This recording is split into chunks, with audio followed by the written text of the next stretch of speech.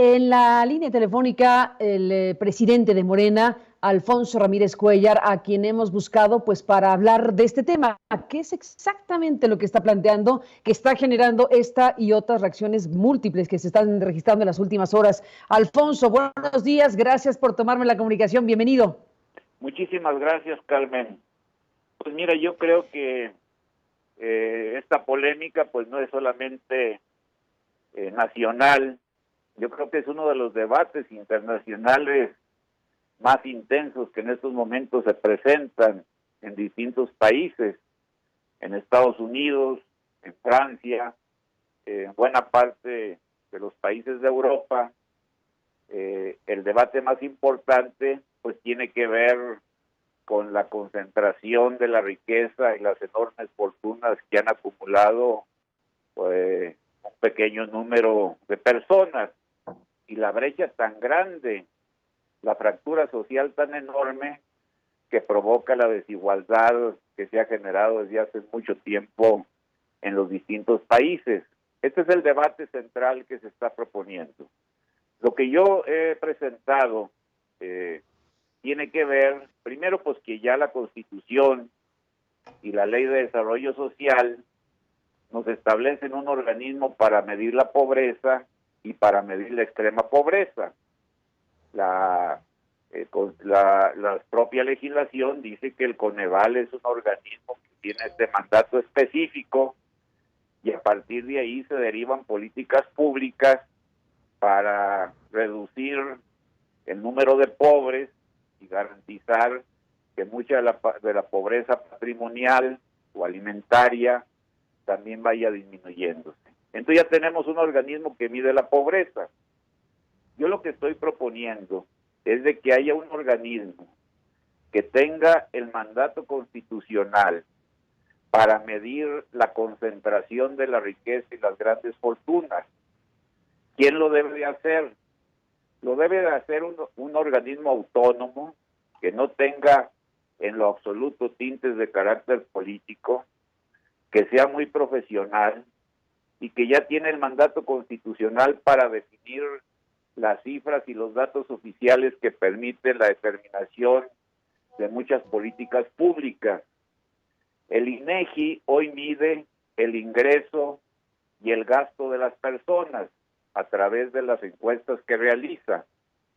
Y también el INEGI ha escalado un peldaño y está midiendo la situación de la clase media en nuestro país. Lo único que yo estoy proponiendo es de que por mandato constitucional el INEGI mida también la concentración del ingreso.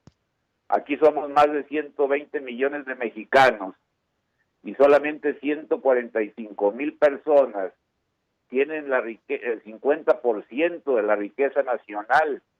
Esto ha generado una fractura social enorme, una desigualdad muy grande que pone en peligro la convivencia social de nuestro país, que trastoca muchísimas instituciones, que empobrece a la clase media y que todavía pues sume en mayores dificultades a la gente más pobre. Entonces, ¿para qué vamos a medir esto? Pues para derivar políticas públicas que nos permitan reducir la desigualdad.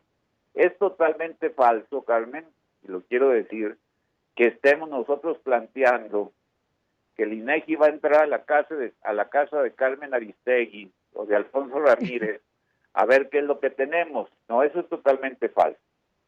Tampoco se van a dar nombres.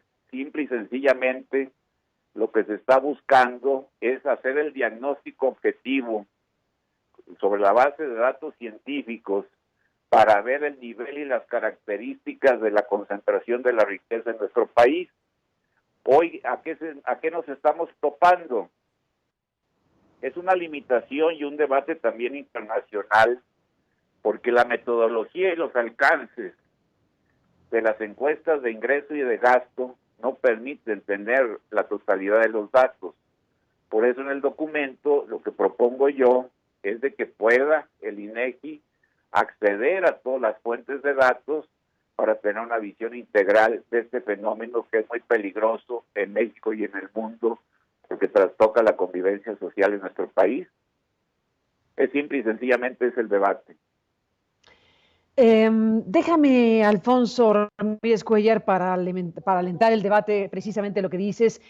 No tengo la menor duda, como tú, de que estamos hablando de un tema mundial. Hay, desde luego, informes internacionales de muy alto calado, los de Oxfam, por hablar de un organismo internacional muy relevante en esta materia, como en sus propios reportes internacionales hablan de que la desigualdad extrema, así le llama, desigualdad extrema, está fuera de control, y cómo cientos de millones de personas viven en la pobreza extrema, mientras las élites más ricas pues están concentrando enormes ganancias. Cito a Oxfam nuevamente: nunca ha habido tantos millonarios y su riqueza ha alcanzado un récord histórico. Mientras tanto, las personas en mayor situación de pobreza del mundo se han empobrecido aún más. Es un debate mundial, tienes la razón. Aquí el tema es que, bueno, tu iniciativa ha generado, como he dicho, múltiples reacciones.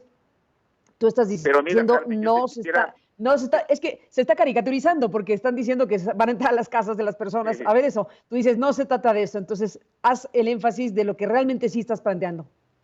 Sí, mira, lo que sí ha querido es darle la vuelta al asunto.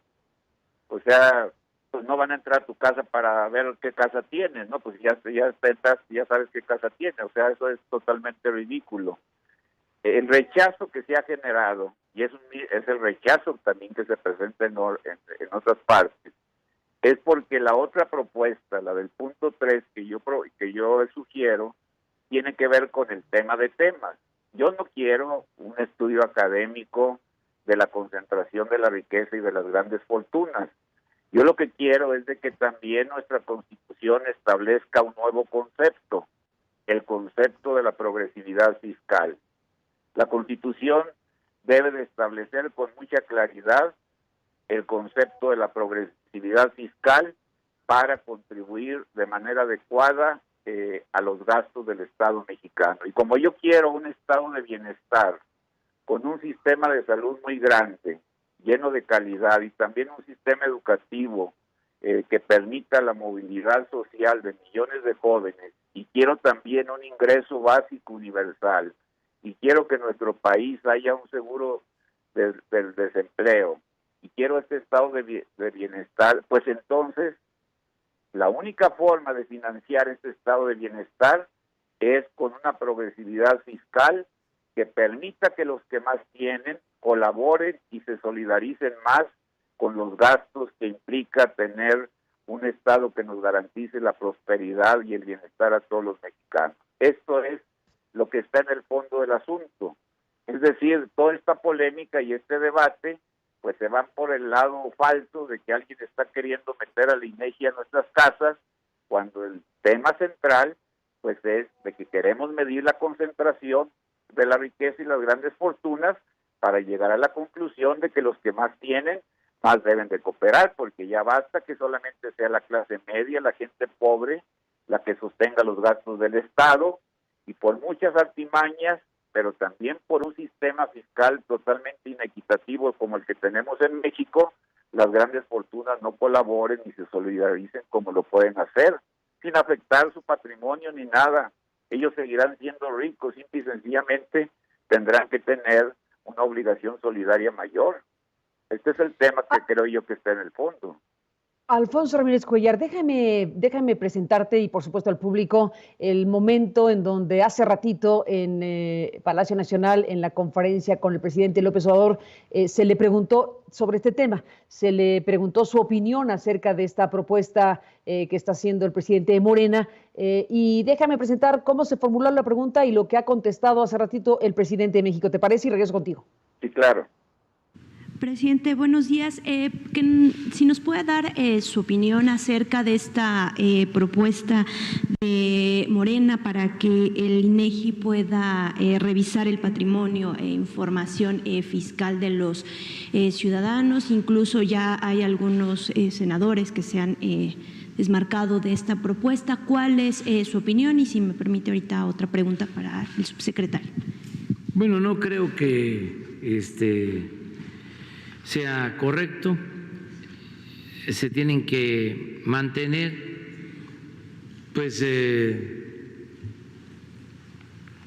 en privado, lo que significan patrimonios de empresarios y de todos los mexicanos, la obligación de dar a conocer los bienes patrimoniales es exclusivamente para los servidores públicos.